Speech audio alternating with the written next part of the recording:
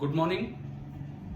तो आज हम डिस्कस करने वाले हैं आपका जो एनटीएससी के लिए जो मेजर टेस्ट हुआ था अभी सेट वाला पेपर जो 18 तारीख को है वो।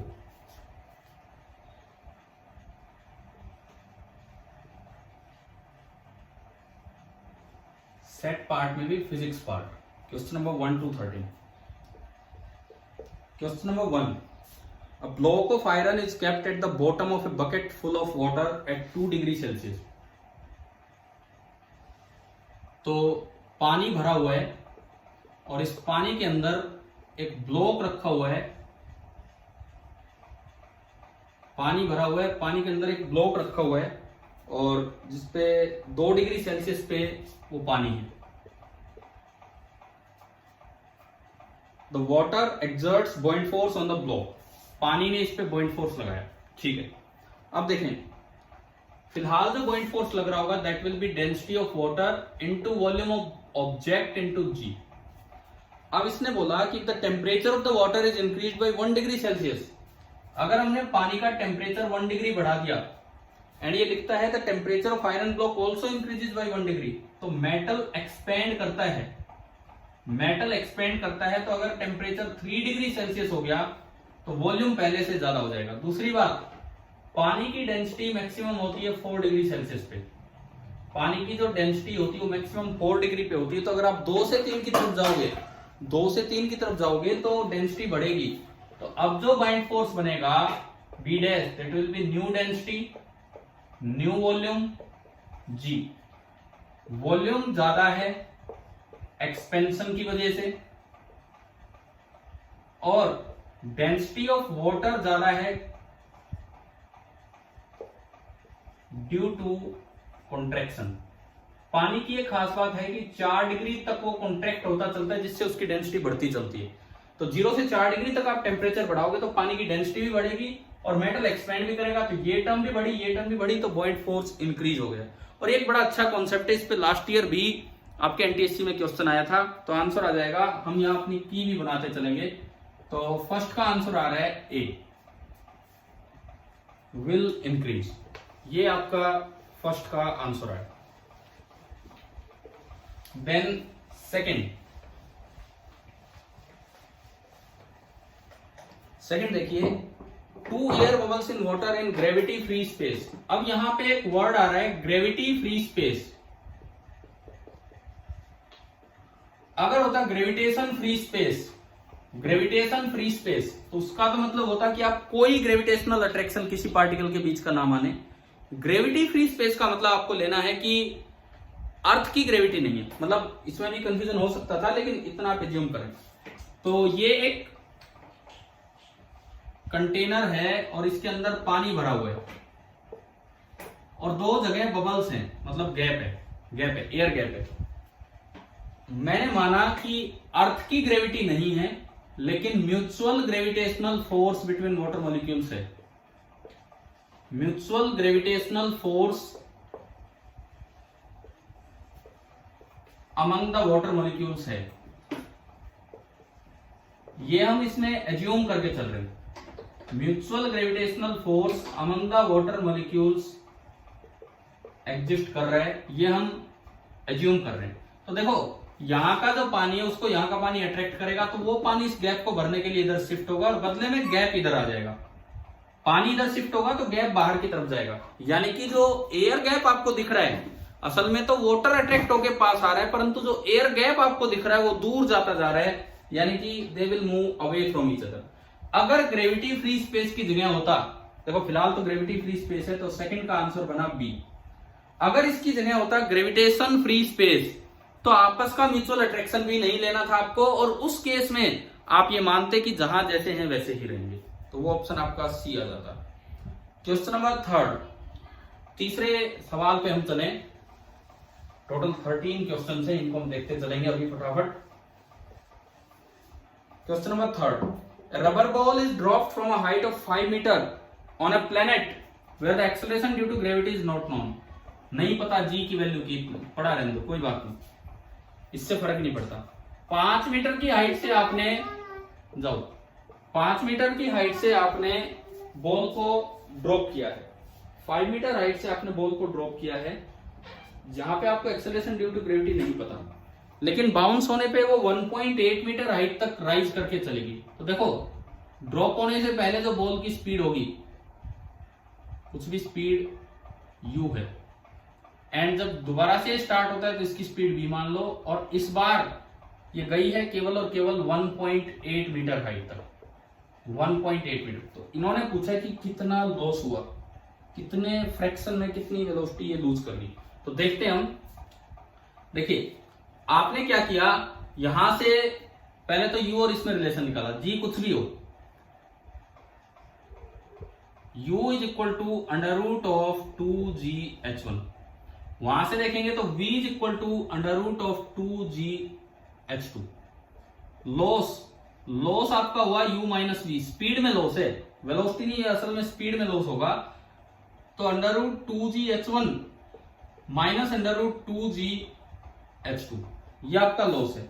फ्रैक्शनल लॉस अगर पूछा जाए, फ्रैक्शनल लॉस जैसे कि इसके ऑप्शन है, तो फ्रैक्शनल लॉस का मतलब होगा loss upon instantaneous value, loss upon initial value. तो ये आपकी बनी root 2gh1 minus under root 2gh2 and divided by under root 2gh1। आप अलग अलग डिवाइड करेंगे तो ये आ रहा है 1 माइनस 2g से 2g कटेगा, 1 minus under root of h2 by h1। तो अगर हमने सिंप्लीफाई किया तो h2 है 1.8 और h1 आपका है 5। तो 1 माइनस 1.8 अपॉन 5 माइनस 1.8 मैंने एलसीएम लिया 4 3.2 बटे 5 यानी कि 32 बटे 50। फ्रैक्शन चाहिए मुझे 32/50। तो फ्रैक्शन में ये देखना है 32/50 आया, यानी कि ये आपका बन रहा है, इसमें 2 से हमने काटा 16/25।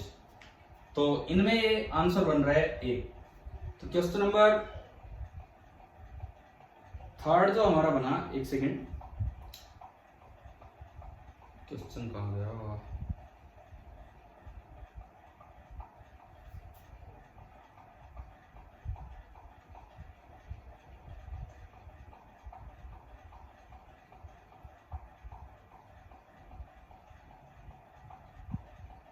हाँ ये रहा क्वेश्चन नंबर 3। इसमें पूछता है the ball loses its velocity on bouncing by a factor of, कितने फैक्टर से बॉल ने अपनी एनर्जी नष्ट की है, एनर्जी लूज की है। अच्छा, आप अगर g को 10 भी मान लें, सपोज g से इंडिपेंडेंट है, g को 10 भी मान ले आप, तो ये आपका बन रहा है g 10 माना तो जो स्पीड ही आएगी 5 मीटर हाइट से गिरने पे अंडर रूट 2 इंटू जी इंटू एच, तो ये आपकी स्पीड आई 10 मीटर पर सेकेंड। और उधर जो स्पीड निकलेगी, क्योंकि आपने 20 स्पीड से फेंका और ये एच हाइट तक गया, फाइनल स्पीड 0, तो अगेन यही फॉर्मूला होगा, वो जो v आ रही है अंडर रूट 2 इंटू जी 10 इंटू एच 1.8, 18 और 2 36 यानी कि 6। तो 10 मीटर पर सेकेंड थी, 6 मीटर पर सेकेंड बची, यानी कि लॉस कितना हुआ, loss 4 metre per second upon original was 10 metre per second. तो जो फ्रैक्शनल लॉस आया it is coming out to be 2/5। Fractional loss is coming out to be 2/5। अब अगर मैं यहां से देखूं, यहां से अगर मैं लॉस देखता हूं तो लॉस आ रहा है u minus v root 2gh minus root 2gh1, तो under root h1 minus under root h2, ठीक है। अच्छा, हमने यहाँ पे अंडर रूट नहीं लिया, हमने यहाँ पे इस पे अंडर रूट नहीं लिया, तो इसको अगर मैं अंडर रूट के साथ लेके चलूं तो ये देखिए आप, ये आया 1 minus under root of 18/50, 1 minus under root of 18/50। तो अगर आप इसको लिखें 2 से गया तो 9/25, 9/25 इज 3/5 और एलसीएम लेंगे तो ये आपका आएगा 2/5। तो इसमें जो आंसर आपका बन रहा है, 2 तरीके से हमने देखा। एक बार हम अंडर रूट लेना जरूर भूले थे, तो उससे कुछ और ऑप्शन बन गया था। और अच्छी बात है, एक ऑप्शन इन्होंने ऐसा बना के दिया था कि जिसमें अगर ये गलती करे बच्चा तो कुछ और आ रहा है। और दूसरा आसान तरीका, आप जी को 10 मानते हुए कर दो क्योंकि जी से इंडिपेंडेंट है, तो ये आपका ऑप्शन बन रहा है बी। थर्ड का आपका आंसर आया बी। उसके बाद अब हम चलते हैं क्वेश्चन नंबर 4 की तरफ। इसके बाद अब हम चलते हैं क्वेश्चन नंबर 4 की तरफ। वो देखिए आप, question number 4, particle of mass 0.1 kg is subjected to a force जो x के साथ ऐसे चेंज हो रहा है। आपको एक ग्राफ दिया गया है, मानो कि ये फोर्स न्यूटन में है, इसके साथ लिखा नहीं हुआ है कहीं, कोई बात नहीं, हम मानते हैं कि ये फोर्स न्यूटन में है और ये ऐसा जाएगा। ये आपका हो गया 4 एंड ये आपका हो गया 8, ये 12 और ये 0, और ये जो वैल्यू है it is coming out to be 10। तो इसमें देखिए अब आप, इन्होंने पूछा है इट स्टार्ट्स इट्स जर्नी, यानी कि u इनिशियल 0 है, तो x बराबर 12 मीटर पे जब पहुंचेगा तो उसकी स्पीड बतानी है। आपको केवल वर्क एनर्जी थ्योरम का यूज करना है कि by work energy theorem work done by all the forces is equal to change in kinetic energy. अब वर्क डन W जो होता है that is area under Fx का, W जो होता है that is area under Fx का। मान लो ये फोर्स न्यूटन में है, मीटर में है, तो जो एरिया होगा ट्रेपेजियम का एरिया जो बनेगा that will be equal to half into sum of the parallel side 12 plus 4 16 into separation between them 10, तो ये आपका 80 आया। एरिया निकल के आया 80, ये जूल में होगा, वर्क है ये। तो आपकी इक्वेशन बनी 80 is equal to half M V square minus half M 0 square. आपको स्पीड चाहिए थी तो हट गया, तो v बराबर आया 2 इंटू 80 160 अपॉन m का अंडर रूट। m कितना दिया है भाई, m दिया 0.1 kg, यानी कि 1600 का अंडर रूट। इसका मतलब ये आपका आ गया 40 मीटर पर सेकंड, डी। तो फोर्थ का आपका आंसर आया डी। चौथे सवाल का जो आंसर आया that is D. Next question number 5, पांचवें सवाल अगर मैं देखूं, क्वेश्चन नंबर 5, ये हम देखते हैं। Two objects A and B are thrown upward simultaneously with the same speed. दो ऑब्जेक्ट हैं ए और बी, दोनों को ऊपर की तरफ थ्रो किया गया, दोनों को ऊपर की तरफ थ्रो किया गया विद द सेम स्पीड।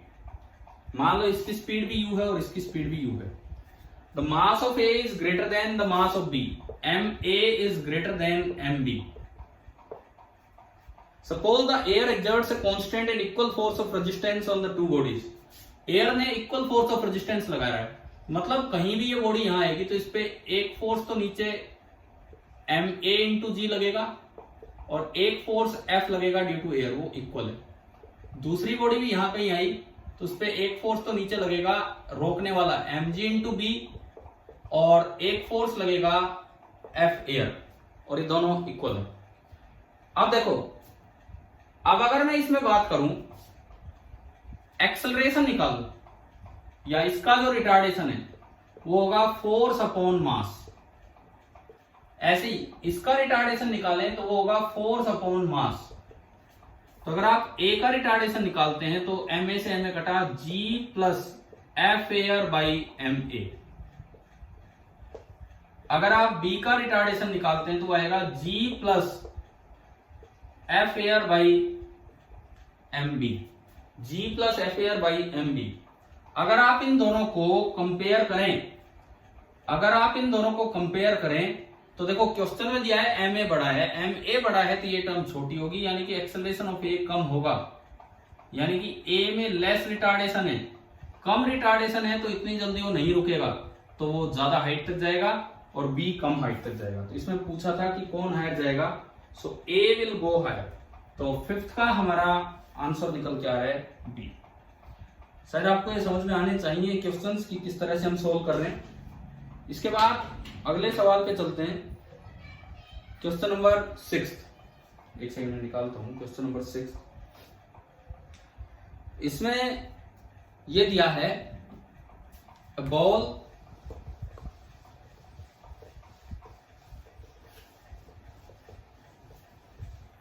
छठा सवाल देखिए, a ball is projected vertically up with an initial velocity. एक बॉल को यहां से ऊपर फेंका है with some initial velocity u। Which of the following graphs represent the kinetic energy of the ball. इनमें से कौन सा ग्राफ बॉल की काइनेटिक एनर्जी को रिप्रेजेंट कर रहा है, ये आपको बताना है।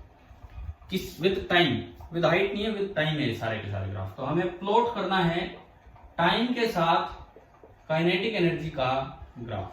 टाइम के साथ काइनेटिक एनर्जी का ग्राफ आपको प्लॉट करना है। तो देखो, सबसे पहले किसी भी टाइम टी पे जो इसकी स्पीड बचेगी, क्योंकि काइनेटिक एनर्जी में डायरेक्शन तो होती नहीं है, वो हो जाएगी u माइनस जी टी। तो kinetic energy at time t that will be half m into u minus g t का whole square, half into m into u minus g t का होल स्क्वायर। तो kinetic energy at time t this will be equal to first term m u square by two, second term अगर मैं इसको खोलूं plus m g square t square by two, third term minus two से two कटेगा m u into g t. ये आपका आया तीसरी टर्म, ये निकल जाएगी। This is the equation of a parabola. अगर आप इसको यहीं से आइडेंटिफाई करें, क्योंकि मुझे काइनेटिक एनर्जी का ग्राफ टी के साथ प्लॉट करना है। Let u minus g t be capital T.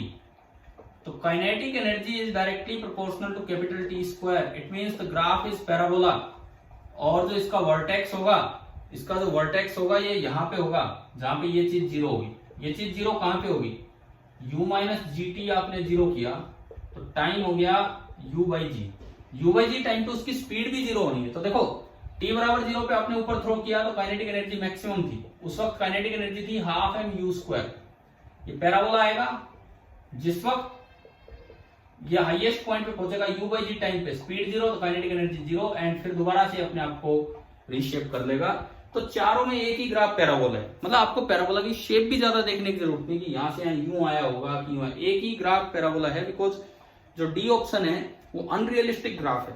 D option में एक ही टाइम पे कई काइनेटिक एनर्जी है। तो this is the only possible answer. तो सिक्स्थ का जो आंसर है, अगर चारों ऑप्शंस पैराबोला बना रखे होते तो हम थोड़ा और एनालाइज करते, फिर मैथमेटिकली चला जाता, लेकिन अब तो बड़ा आसानी से आंसर आ रहा है। तो सिक्स्थ का आंसर आ गया सी। क्वेश्चन नंबर 7, ये हम देखते हैं अब 7वां सवाल। A stone is dropped from a balloon rising with acceleration a। एक बैलून है और ये a एक्सेलरेशन से ऊपर राइज कर रहा है, और आपने जब स्टोन को ड्रॉप किया, स्टोन को जब थ्रो कर दिया तो स्टोन की एक्सेलरेशन फिक्स है नीचे की तरफ जी। अब ये बोलता है the acceleration of the stone relative to the balloon क्या होगी। Acceleration of the stone relative to the balloon. तो रिलेटिव टू बैलून मतलब बैलून को रेस्ट पे लाओ, तो बैलून को ए नीचे दो, इसमें ए नीचे दिया तो इसमें भी ए नीचे देंगे। तो अगर ये रेस्ट पे तो ये दोनों जुड़ जाएंगे, दिख रहे, तो आंसर आ जाएगा ए प्लस जी नीचे की तरफ। कि अगर ये रेस्ट पे होता तो इसकी जी प्लस ए नीचे की तरफ होती, और ऐसा ऑप्शन है बी। तो 7th का आंसर आपका आ रहा है D, G plus A downward. Question number 8, identify the wrong description of the below figures. ये जो नीचे जो डायग्राम दिए गए हैं, इनमें आपको गलत डायग्राम आइडेंटिफाई करना है। पहला डायग्राम देखो, ये कुछ इस तरह की शेप है, जैसी भी शेप है, यहां पर आई लेंस इन्होंने थोड़ा अंदर दिखा रखा है, लेंस एक ही बात है। रेज आ रही है इंफिनिटी से, और वो पहले मिल रही है रेटिना से पहले। तो ये जो डिफेक्ट है इसको हम बोलते हैं myopia. This defect is called myopia. Myopia is also known as near sightedness, कि भाई पास की चीज सही दिखेगी, और शॉर्ट साइटेडनेस, नियर साइटेडनेस और शॉर्ट साइटेडनेस। अब ये क्या लिखता है ए में कि जो पहला फिगर है इट रिप्रेजेंट्स फार साइटेडनेस ना, पहला फिगर जो है वो दिखा रहा है नियर साइटेडनेस। तो 8th का आंसर आ गया ए। लेकिन हम चेक चारों ऑप्शंस करेंगे। 8th का आंसर आ चुका है ए, कि पहला जो ऑप्शन है वो फार साइटेडनेस लिखा हुआ है, जबकि दिखा रहा है near sightedness. Second option myopia correct करके दिखा रखा है, ये आई लेंस है, ये यहीं ले लो, कहीं भी बनाओ। मायोपिया ठीक करने के लिए आपको ध्यान होना चाहिए हम कॉनकेव लेंस यूज करते थे, और अब ये जाके बिल्कुल यहां मिल जाती है। तो इन्होंने यही बोला है कि second is the correction for myopia और शॉर्ट साइटेडनेस। शॉर्ट साइटेडनेस को मायोपिया बोल रहे हैं, तो बी स्टेटमेंट सही है, जबकि इसने बोला है कि रोंग को आइडेंटिफाई करना है, हमें रोंग को आइडेंटिफाई करना है, तो बी स्टेटमेंट तो सही है। तीसरा ऑप्शन थर्ड डायग्राम लिखता है फार साइटेडनेस। पहले मैं बता दूं, हाइपरमेट्रोपिया में पास की नजर खराब होती है, दूर की चीजें क्लियर दिखती हैं, इसीलिए इसी को बोलते हैं फार साइटेडनेस या फिर लॉन्ग साइटेडनेस। हाइपरमेट्रोपिया में ये तीनों की तीनों बातें आपकी आ जाती हैं, फार साइटेडनेस या लॉन्ग साइटेडनेस। तो इसमें देखो, ये आपका ये है, यहां से रेज चल के आई, लेकिन इन्होंने इंफिनिटी से रे दिखा रखी है, तो अगर फार साइटेडनेस है तो दूर की चीज तो सही दिखेगी, और इन्होंने रे को मिलवा दिया पीछे, ये गलत है भैया। जब फार साइटेडनेस है मतलब दूर की चीज क्लियर दिख रही है, और आपकी जो रेज आएंगी ये यहां मिलनी चाहिए थी। ये डायग्राम सही कब होता, अगर ये रे नियर पॉइंट से चलाई होती ना, नियर पॉइंट से, अगर ये रे आपने नियर पॉइंट से चलाई होती आंख में, और फिर वो रेटिना से भी आगे जाके मिल रही होती, so this is hypermetropia, but this is not hypermetropia. ये जो आप दिखाना चाह रहे हैं, इसमें तो आप पैरेलल रेज ला रहे हैं, वो तो रेटिना पे ही मिलेंगी, तो ये ऑप्शन भी गलत है, सी गलत हो गया। एंड जो अगला है that is the correction for hypermetropia, correction for far sightedness. ठीक है, आप करेक्शन के लिए आप यही वाला लेंस यूज करते हो, लेकिन हाइपरमेट्रोपिया की करेक्शन में नियर पॉइंट या पास की चीजों में करेक्शन होना चाहिए। दूर की रेज आएंगी तो उनके लिए आपको लेंस लगाने की कतई आवश्यकता नहीं है, कोई जरूरत ही नहीं है। यानी कि ये जो आखिरी ऑप्शन है ये भी सही तब होता जब आपने नियर पॉइंट से रेज बनाई होती, तो ये सही होता। जबकि आप फार पॉइंट से ले रहे हो तो ना तो आपको इसको करेक्शन के लिए लेंस लगाने की। अब ये लिखता है कि fourth option is the correction for far sightedness. Far sightedness के लिए इस चीज को देखने के लिए करेक्शन की रिक्वायरमेंट ही नहीं थी, तो आपका डी भी गलत होगा। इसमें तो तीन ऑप्शन सही आ गए। क्वेश्चन नंबर 9 हम देखें, 9वां सवाल देखिए, a convex lens is used to form a real image of the object as shown in the figure. Convex lens है, रियल इमेज बनी है ऑब्जेक्ट की। यहां एक ये बॉक्स टाइप बना रखा है और इसको नंबरिंग दे रखी है, भाई बोले ये वाले पार्ट को नंबर 1 मानो, ये 2, ये 3 मानो और ये 4 मानो। आप इसको यूं मानो जैसे एक 1-4 ऑब्जेक्ट यहां रखा है, एक 1-4 ऑब्जेक्ट यहां रखा है, और एक 2-3 ऑब्जेक्ट यहां रखा है, एक 2-3 ऑब्जेक्ट यहां रखा है, ये मान लिया मैंने। अब बोला है कि इसकी रियल इमेज बनी है, तो रियल इमेज इन्वर्टेड होगी, उधर बनेगी। ठीक है, पहले आप 1-4 की इमेज बनवा दो, तो 1-4 की जो इमेज होगी वो नीचे बनेगी उल्टी, मतलब 1 नीचे गया और 4 ऊपर दिखेगा।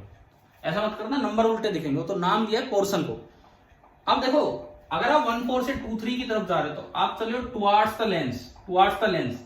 लेंस में ऑब्जेक्ट और इमेज सेम डायरेक्शन में चलते हैं, तो अगर ऑब्जेक्ट आगे चला तो इमेज भी आगे बढ़ेगी, यानी कि जो अगला पार्ट होगा वो आगे बनेगा, लेकिन इन्वर्टेड बनेगा क्योंकि रियल है। तो 2 ऊपर था तो 2 नीचे गया और ये 3, यानी कि ये बनना चाहिए 1-4-3-2, और ऐसा ऑप्शन आपका है सी। तो 9th का आपका आंसर आ गया सी, ये आएगा। चलिए आगे बढ़ते हैं। क्वेश्चन नंबर 10th में दिया है an electron moves on a straight line path XY as shown. ये आपका स्ट्रेट लाइन पाथ है A, B, C and D, ABCD। Sorry, इन्होंने इसको B बोला है और इसको C बोला है, सॉरी ये D बोला है। और एक इलेक्ट्रॉन चल रहा है XY पाथ पे, ये X ये Y, इलेक्ट्रॉन यूं कवर करते हुए आ रहा है। तो पूछा है कि करंट इंडक्शन का क्या होगा। देखो, इलेक्ट्रॉन उधर जा रहा है मतलब करंट इधर आ रहा है, करंट इधर आ रहा है तो करंट की वजह से B अंदर होगा, करंट की वजह से जो बी होगा वो अंदर होगा। जब इलेक्ट्रॉन अप्रोच करेगा तो बी बढ़ेगा, जब इलेक्ट्रॉन अप्रोच करेगा तो बी बढ़ेगा, और जब इलेक्ट्रॉन दूर जाएगा तो बी कम होगा। अगर इलेक्ट्रॉन अप्रोच कर रहे हैं लूप को तो बी बढ़ेगा, बी बढ़ेगा तो लेंज ने कहा था कि इसको अपोज करने के लिए करंट आएगा, मतलब बी अंदर है तो उसको अपोज करने के लिए बाहर की तरफ। देख लो एक बार दोबारा सुनो, इलेक्ट्रॉन आगे गया, करंट इधर आया तो बी अंदर है, इलेक्ट्रॉन अप्रोच कर रहा है, पास आ रहा है तो बी बढ़ेगा, बी अंदर की तरफ बढ़ रहा है तो अपोज करने का मतलब ये आएगा। तो जब इलेक्ट्रॉन अप्रोचिंग, तो जो करंट बनेगा लूप में वो बनेगा A B C D, A B C D A, you means anti clockwise. और जब इलेक्ट्रॉन सेपरेटिंग, जब इलेक्ट्रॉन सेपरेट हो रहा है, जब इलेक्ट्रॉन आगे निकल रहे हैं, तो अब अगर आप देखेंगे तो बी कम हो रहा है, बी कम हो रहा है तो उसको सपोर्ट करने के लिए करंट आएगा, तो करंट आएगा ए डी सी डी ए, मतलब क्लॉकवाइज। यहां पे अपोज कर रहा है, यहां पे सपोर्ट कर रहा है। तो इसमें देखते हैं कौन सा ऑप्शन है।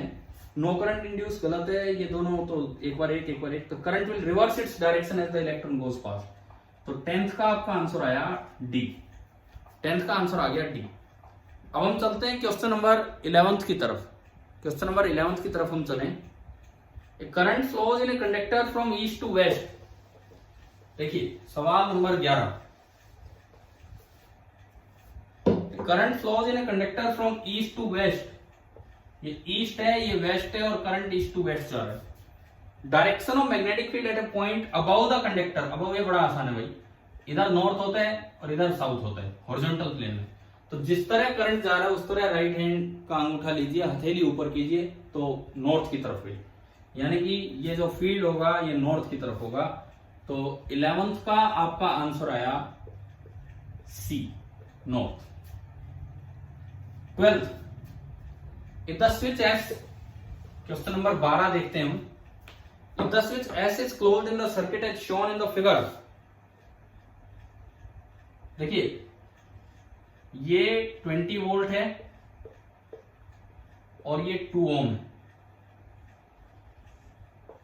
ये 4 ओम है और ये 5 वोल्ट है, और ये 2 ओम है और नीचे अर्थिंग है। तो this is a part of A circuit. Find out the current pass through it. जब आप इसको क्लोज करेंगे तो इसमें कितना करंट पास होगा ये आपको बताना है। तो भाई हमने ये आपको करवाए हैं केसीएल का यूज करके कि कैसे ये करंट्स निकाला करते हैं। केसीएल का यूज करके इसका पोटेंशियल एक्स मान लो, मानो कि तीनों करंट बाहर जा रहे हैं जंक्शन से, तीनों वैसे ऐसा हो नहीं सकता पर मान लो कोई बात नहीं, I1 I2 एंड I3। तो मुझे I3 निकालना है। केसीएल लगाओ, केसीएल, एक जंक्शन से जाने वाला करंट बराबर आने वाला करंट, आ कुछ रहा नहीं तो I1 plus I2 plus I3 बराबर 0। अब I1 यहां से देखो, यहां से पोटेंशियल डिफरेंस देखोगे प्लस माइनस 2I1, यहां देखोगे प्लस माइनस 2I, और यहां देखोगे प्लस माइनस 2I3 है 4I2। अब इनके अकॉर्डिंग देखो 2I1 की वैल्यू ये प्लस ये माइनस, तो ये बड़ा ये छोटा, तो it means 2I1 is equal to x minus 20। यहां देखते हैं तो 4I2 is equal to x minus 5, and यहां देखते हैं तो 2I3 is equal to x minus 0। तो अगर मैं I1 निकालू तो x माइनस 20/2, तो x माइनस 20/2 प्लस I2 निकाला वो ऊपर x माइनस 5/4 प्लस I3 निकाला तो x/2, और ये सम हो गया 0। आपने x/2 माइनस 10 मैंने अलग अलग कर दिया, plus x/4 minus 5/4 plus x/2 is equal to 0। x/2, x/4, x/2 इन तीनों का सम बनेगा 2, 2, 4, 5, 5/4x। ऐसे मैंने इन तीनों का लिया, 4 आया और बाकी को उधर भेजा, तो 10 प्लस 5/4, 10 प्लस 5 40, 45/4, 4 से 4 गया। x आपका आया 9 वोल्ट, x आया 9 वोल्ट, तो I3 चाहिए, तो I3 आ गया x/2 यानी कि 9/2 एम्पियर। अगर ये ऐसा यूनिट में सब कुछ दे रखा है तो 9/2 एम्पियर, ये इसका आंसर है। यानी कि अगर मैं इसमें बात करूं तो ये आपका ऑप्शन सी आ गया। तो 12th का हमारा आंसर बनता है C. Question number 13, last question पे हम गए। अ वोल्टमीटर विद रेजिस्टेंस 500 ओम,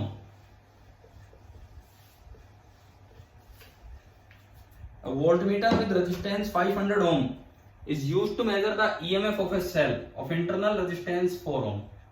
देखो ये EMF है और ये इंटरनल रेजिस्टेंस है और ये आपको दी है 4 ohm। EMF मेजर करने के लिए आपने एक वोल्टमीटर लगा दिया और वोल्टमीटर की खुद की रेजिस्टेंस थी, कितनी थी? 500 ohm। वोल्टमीटर की अक्सर ज्यादा ही होती है रेजिस्टेंस, जितनी ज्यादा उतने अच्छा होता है। तो पूछा है percentage error in the reading of voltmeter कितना होगा। Percentage error in the reading कितना होगा, रीडिंग में कितना परसेंटेज एरर आया होगा वो आपको बताना है। तो जो मेजर करना चाह रहे थे वो तो आप करना चाह रहे थे ई, लेकिन मेजर हुआ क्या होगा? अगर ये करंट आई गया है, ये रेजिस्टेंस आर है, तो मेजर हुआ होगा आई इंटू आर, जबकि आप मेजर करना चाह रहे थे ई और मेजर हुआ है आई इंटू आर। देखो अगर ये आइडियल वोल्टमीटर होता तो बिल्कुल ओपन हो जाता और फिर तो सही रीडिंग आती। अब देखो टू बी मेजर्ड, जो आप करना चाहते थे वो ई है, लेकिन मेजर्ड वैल्यू क्या है? Measured value is I into R, जो पोटेंशियल ड्रॉप है वो तो वहां ये आया।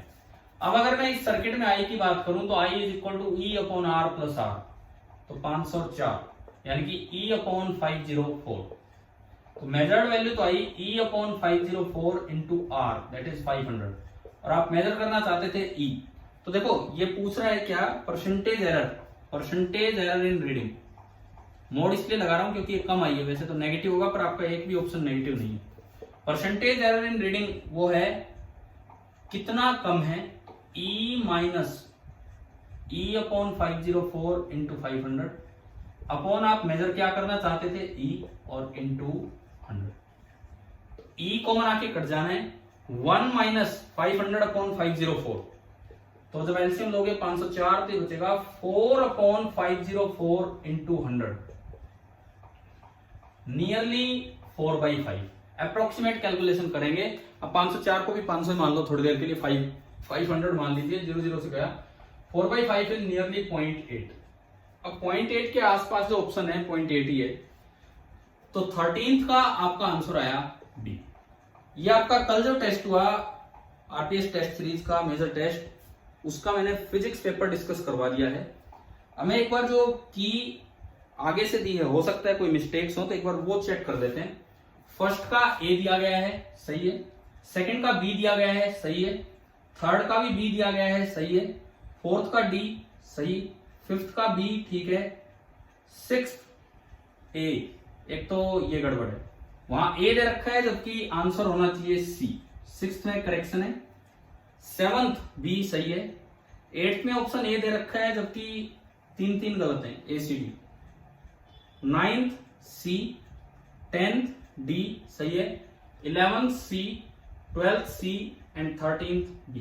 तो मतलब ये आपका पूरा पेपर है जो मैंने डिस्कस करवा दिया। हो सकता है थोड़ी टाइपिंग मिस्टेक की वजह से 1-2 चीजें गलत हो गई हो। अब 8th में अगर पूछते राइट ऑप्शन तो सही आ जाता बी, उसमें गलती से रॉन्ग लिखा हुआ है। तो मुझे लगता है शायद आपको ये पेपर समझ में आ ही गया होगा।